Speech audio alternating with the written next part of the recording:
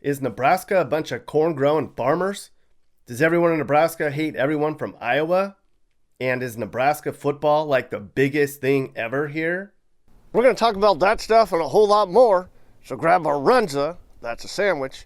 We're going to unbox the state of Nebraska.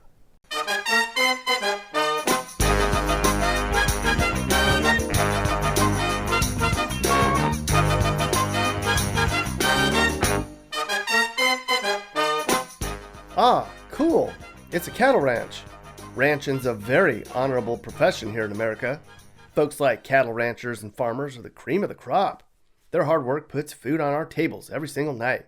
Nebraska's cattle ranchers are a big part of the state's economy, and as we'll see, without them, we'd be in a heap of trouble, because 92% of Nebraska's total land is taken up by farmland and cattle grazing. That's a lot. But there's more to Nebraska than just big old cattle ranches and farms. Sorta. There's a bunch of small towns scattered throughout, and there are 2 big cities in this big old state. We'll get to that later, but to really get to know Nebraska, you gotta visit all the different areas, right? That way you can understand what it's like to live here, and you'll know which part of the state's best for you. This is Nebraska. Geologically, it's a really diverse state, with some high plains and fertile valleys.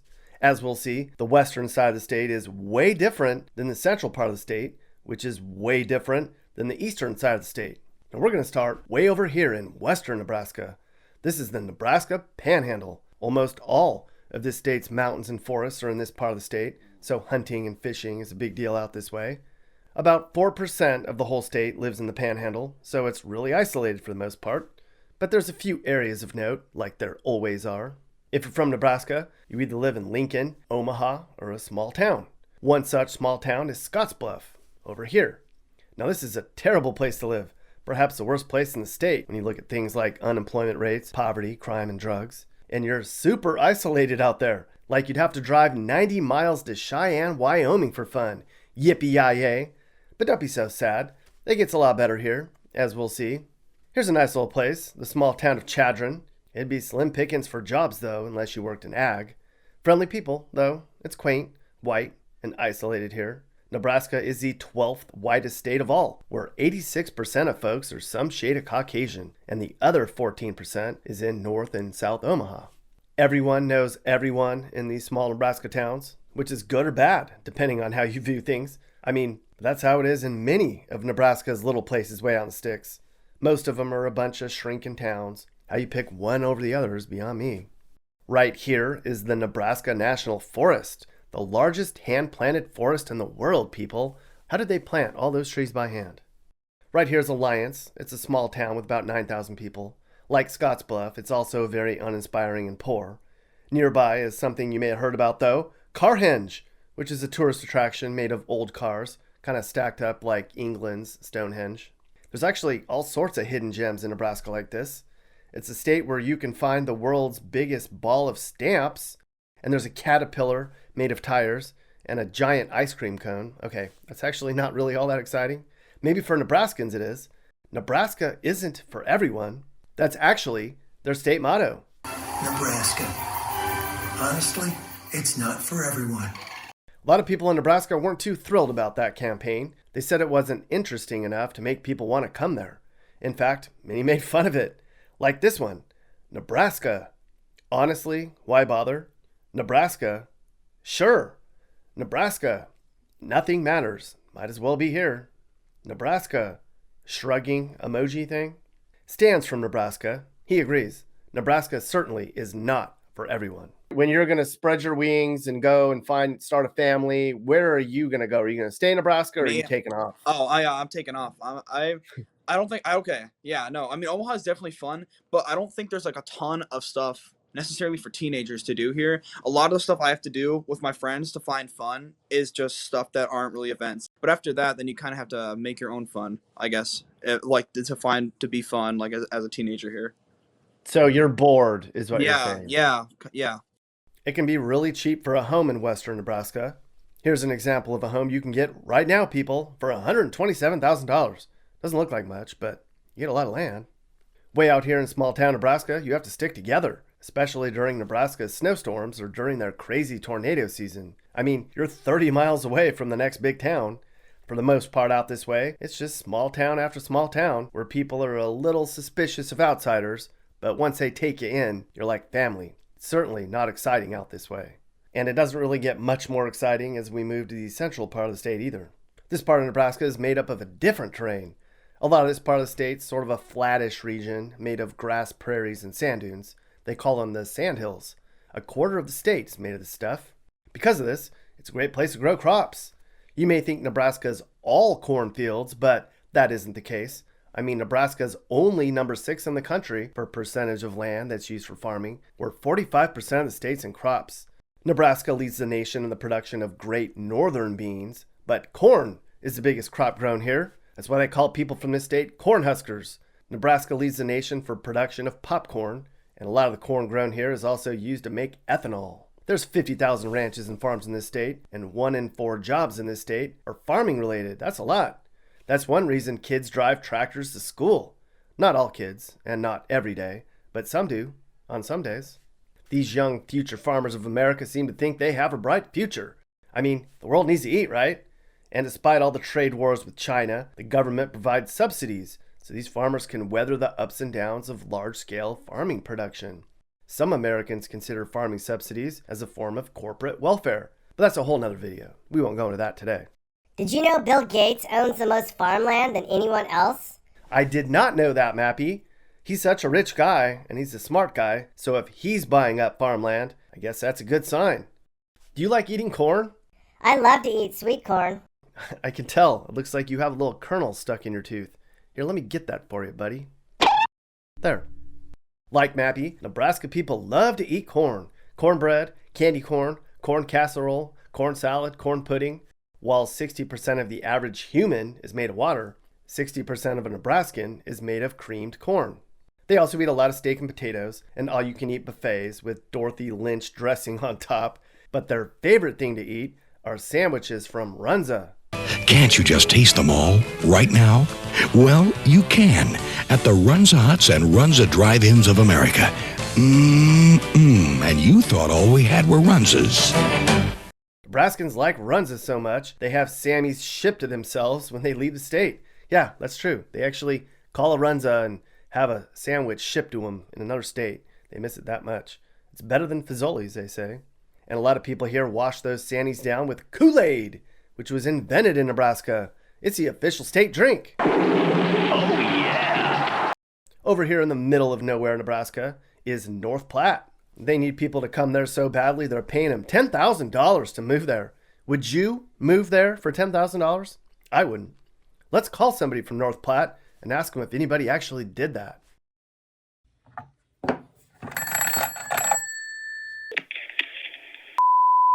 Hey, how you doing, hon? Good, how are you? I'm good. My name's Nick, and I'm working on a video about Nebraska, and I hear that North Platte is paying people $10,000 to move there. Have you heard that? No, not at all. So there's nobody that moved there because they got paid to be there? Not to my knowledge. Well, heck, hon, it's too bad you didn't know about that. You could have maybe moved to town and made 10 grand. Oh. All right. Do you like North Platte? Yep. What's it like in a small town in Nebraska? Well, does North Platte seem like the kind of place that people would move to get paid $10,000 to do so? I don't think that somebody would pay $10,000 to get people to move here. You don't think it's that cool of a place to move to for 10 grand? Just that kind of money don't just float around these parts just for moving here.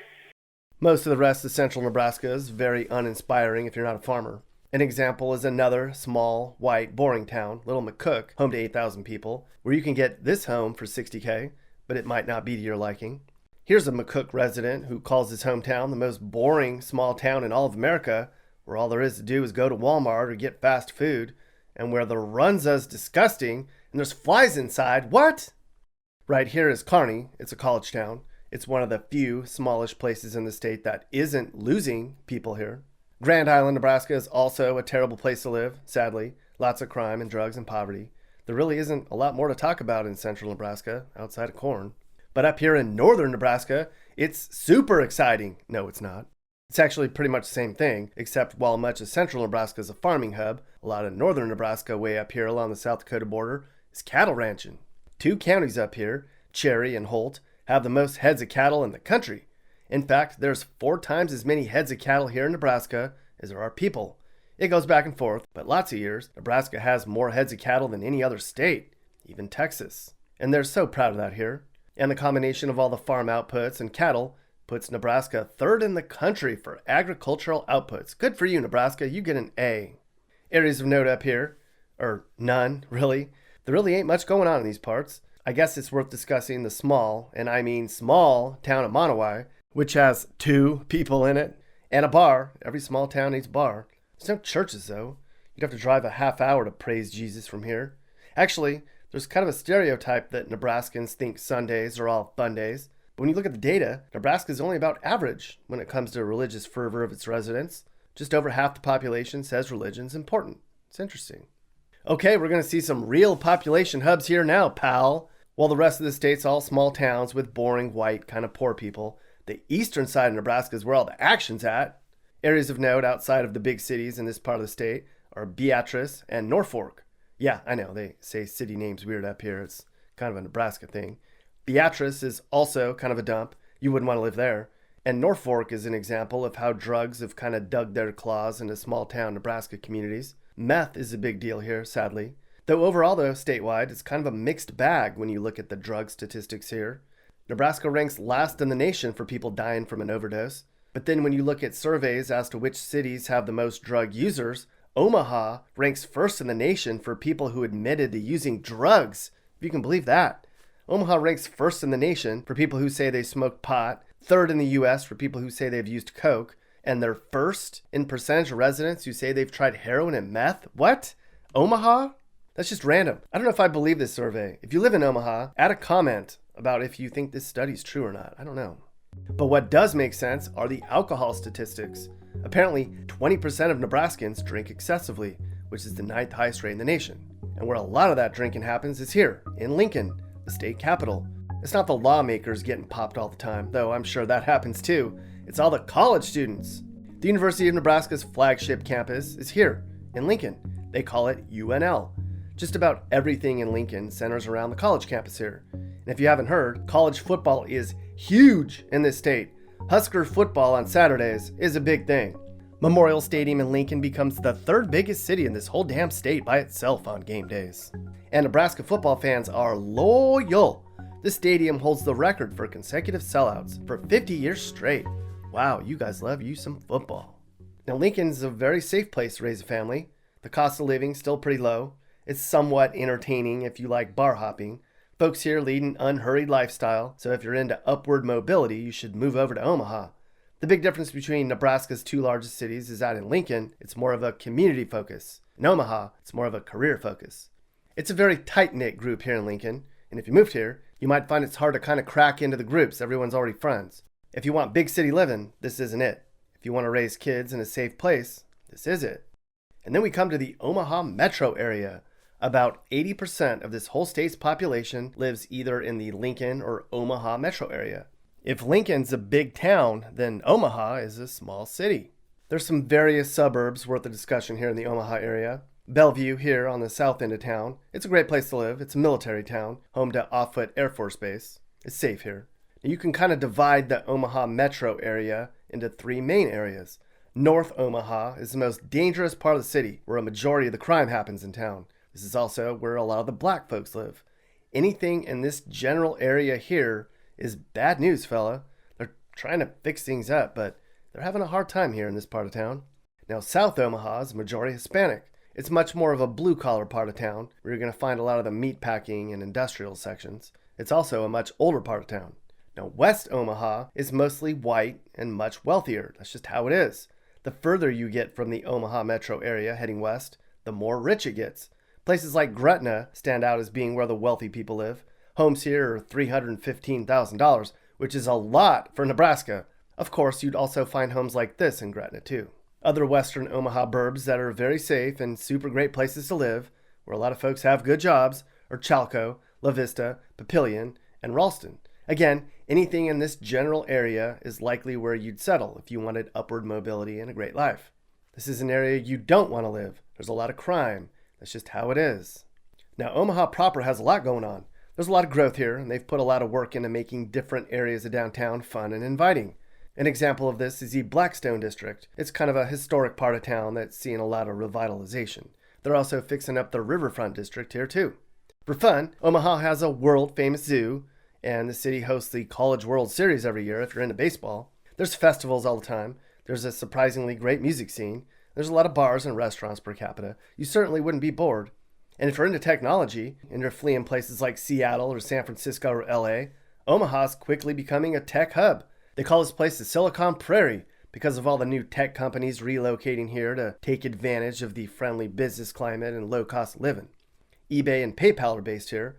There's a lot of banks with headquarters in Omaha too. And this is also home to the Oracle of Omaha, Mr. Warren Buffett himself, so you'd certainly be in good company.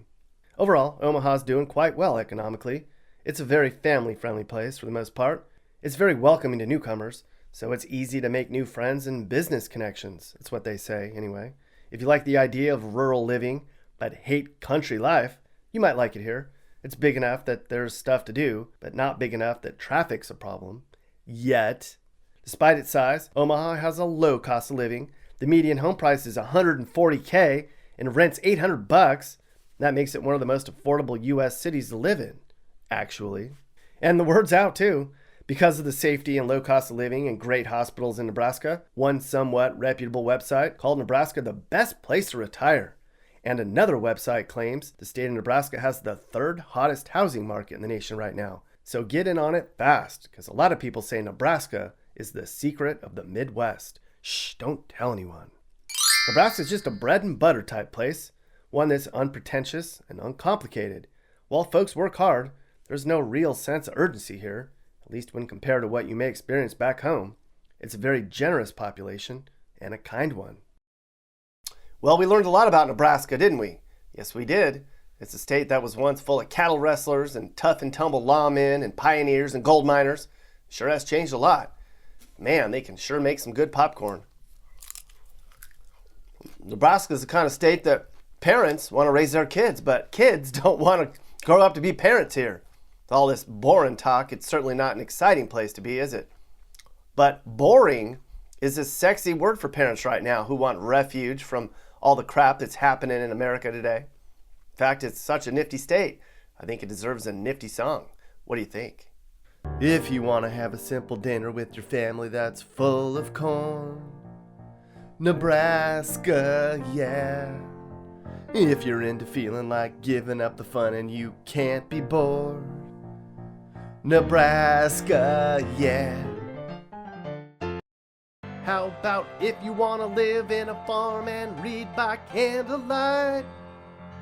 Nebraska, Nebraska, where the land looks all the same and people lead a simple life. If you want to drive a big old tractor to work one day, Nebraska, yeah. If you want to live somewhere where everyone knows your name, Nebraska, yeah. It's a boring state. Thanks to Alex and Stan for their help in making this video. You guys are awesome. Hey guys, if you learned something new about America or what it's like to live in America, great. You should think about subscribing and turning on your notifications. You can also click one of these videos or playlists for more. You can also now buy my songs on iTunes and other formats. Click the link in the description. Thanks for watching. And remember, while we all might have different views, we should all be nice to each other and try to make the U.S. a better place in a positive way. This is Sage, Nick's manager. This has been a Corner House Entertainment production.